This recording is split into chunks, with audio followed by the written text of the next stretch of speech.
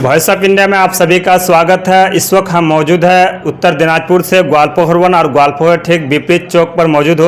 एक breaking news लेकर आए हैं। हमारे साथ इस वक्त मौजूद है गुलाम हैदर, जो मिनिस्टर गुलाम रब्बानी का भाई, डॉक्टर गुलाम सरवर का भाई हमारे साथ इस वक्त मौजूद है। उनसे बातचीत करते हैं सीधे तौर से, क्यों कांग्रेस पार्टी में शामिल हुआ और क्यों कांग्रेस पार्टी का झंडा दामन पकड़ लिया। चलिए सीधे तौर से बातचीत करते हैं उनसे।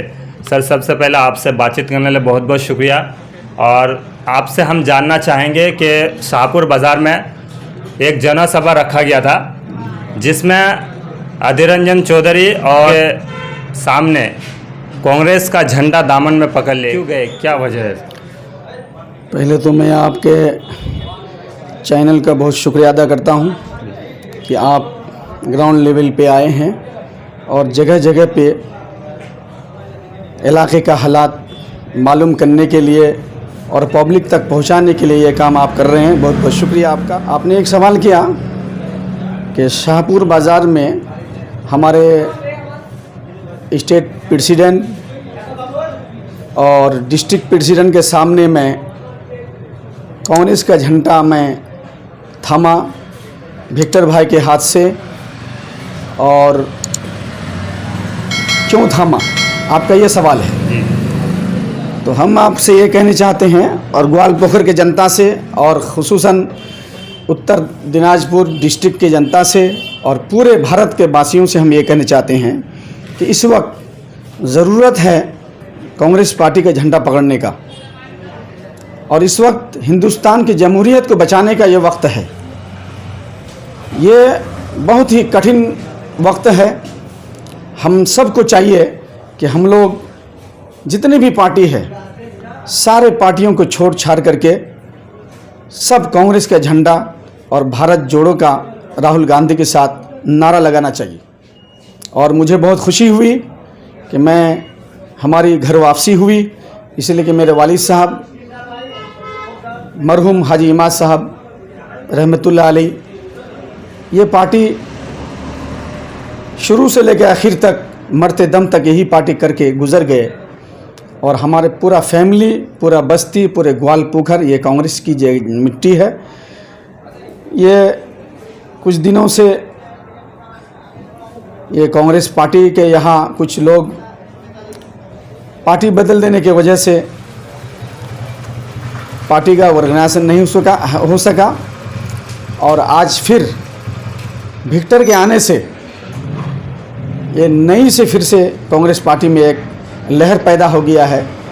और उसी चीज़ को देख करके ग्वालपोखर के जनता और उत्तर दिनाजपुर की जनता विक्टर के हाथ मजबूत करने के लिए और राहुल गांधी का वहाँ दिल्ली तक उसकी हुकूमत बनने के लिए ये फ़िरका परस्त ताकत जो है इसको उखाड़ के फेंकने के लिए हम सब भारत जोड़ो के साथ हैं और कांग्रेस पार्टी के साथ दिए हैं। सर, अगर देखा जाए यहाँ बंगाल में ममता बनर्जी की हुकूमत है। यहाँ उन्होंने कहा कि यहाँ बहुत सारे रास्ता को लेकर बहुत सारा डेवलपमेंट किया बताया जा रहा है, लोग कहते हैं।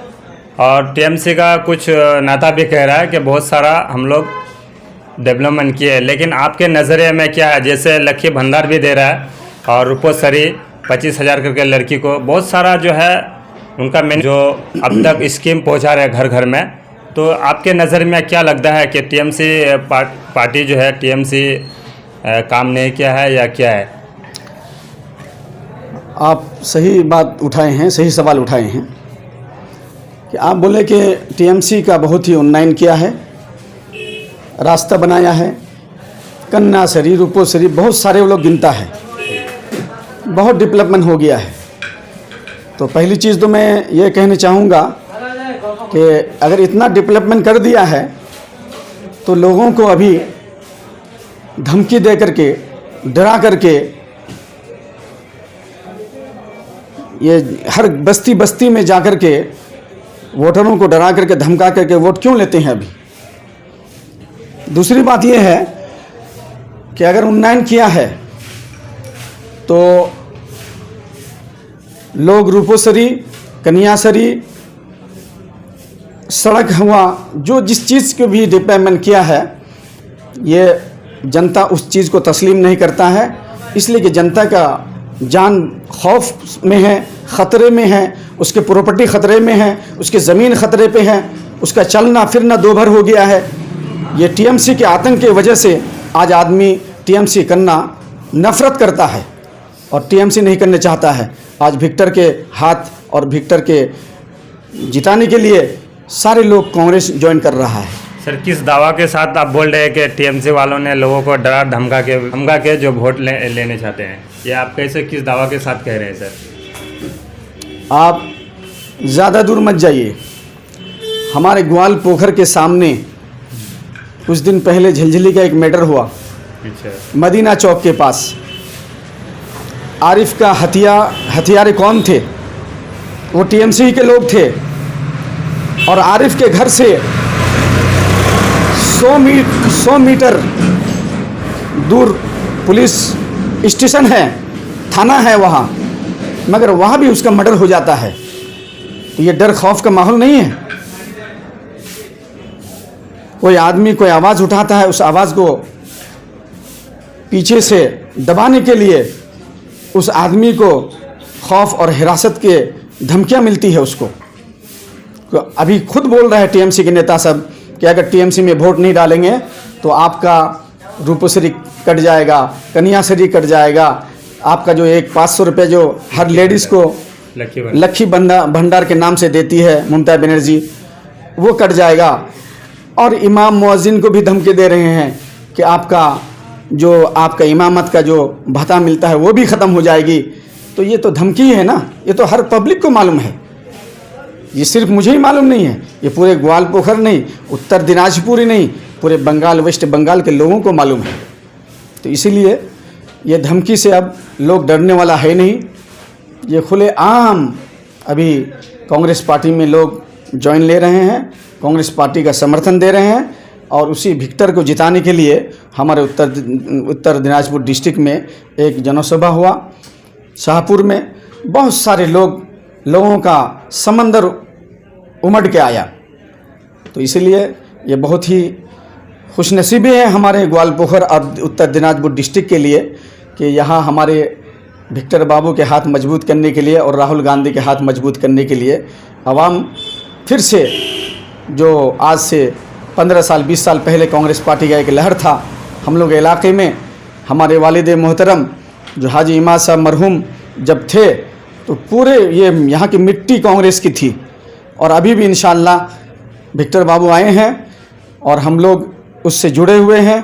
फिर दोबारा इस मिट्टी को ज़िंदा करने के लिए हम लोग कोशिश कर रहे हैं और लोगों के दिल और चेहरों में खुशी का एक लहर शुरू हो गया है। सर, कुछ लोग कहते हैं, जैसे आम पब्लिक कहते हैं कि विक्टर जब कांग्रेस में एमपी आया इलेक्शन में 2024 के लड़ाई, लेकिन मुद्दे पर बात नहीं करता है, जैसे बेरोजगार के बारे में बात नहीं करता है, सिर्फ कहते हैं लोगों को कि हम आप लोगों के साथ खड़े हैं और हम हमेशा साथ देते रहेंगे। लेकिन आपका क्या ये राय है? देखिए, वो डेवलपमेंट का क्या बात करेंगे, उनका रोलिंग सरकार है टीएमसी का और सेंट्रल में बीजेपी का सरकार है, तो डेवलपमेंट का काम तो वो लोग करेंगे ना। ये गरीब मासूम मजलूमों की आवाज़ उठाने के लिए आए हैं ग्वालपोखर उत्तर दिनाजपुर, और जो आवाज़ यकीनन पब्लिक जो है इस बात को समझती है और उसी समझने की वजह से विक्टर के साथ आज लोगों का सैलाब उमड़ के जाता है ताकि विक्टर बाबू जीत जाए।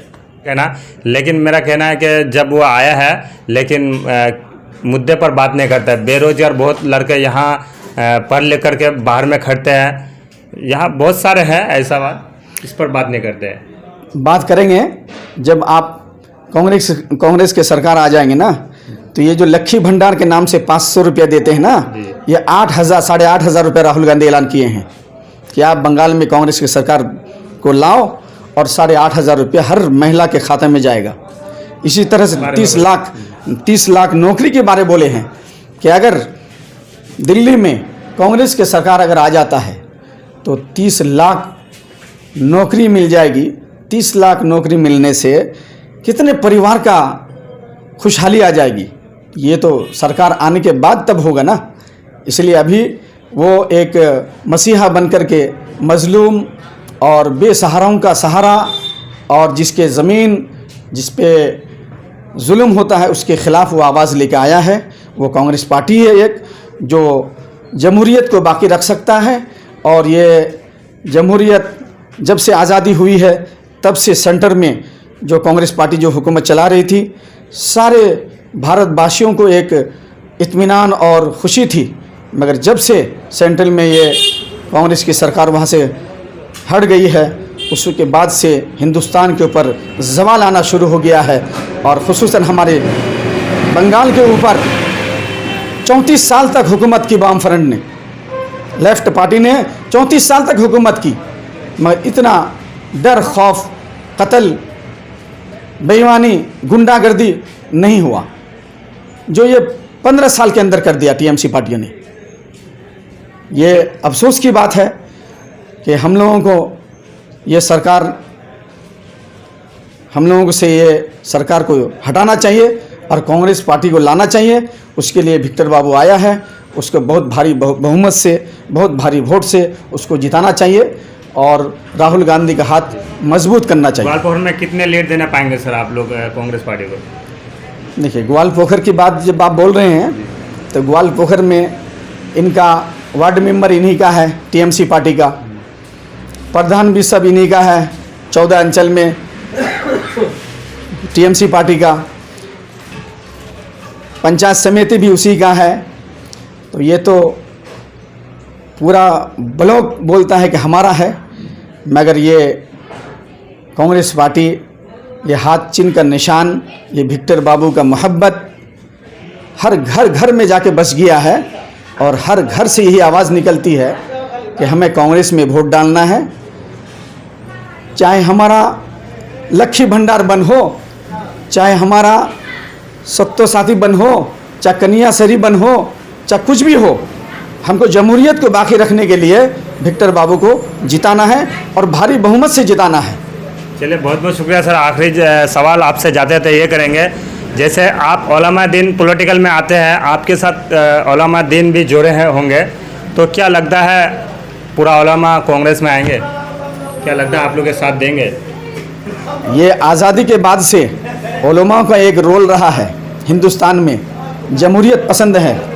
यहाँ के आलिम उलमा ही नहीं, हमारे बहुत सारे सेकुलर मिजाज के हिंदू भाई भी हैं, सिख भाई भी हैं, क्रिश्चियन भाई भी हैं, दलित भी हैं, जो ये डेमोक्रेसी को पसंद करता है। जमहूरियत को बचाने के लिए आदमी चाहता है कि फिर से दिल्ली में कांग्रेस की सरकार आए और राहुल गांधी का हाथ हम लोग मजबूत करें। चलिए, बहुत बहुत शुक्रिया। ये थे हमारे साथ जो है गुलाम हैदर, जो विपरीत में उनका ऑफिस है यहाँ पर, उनसे बातचीत कर रहे सीधे तौर से। ये थे आप लोग के साथ एक्सक्लूसिव इंटरव्यू। बहुत बहुत शुक्रिया। महबूब के साथ बने रहे, भसमरा डब्ल्यू के साथ। इस वीडियो को ज़्यादा से ज़्यादा शेयर करने की कोशिश करें, लाइक करना ना भूलें। तो चलिए, किसी वीडियो में मिलते हैं, तब तक के लिए जय हिंद, जय भारत।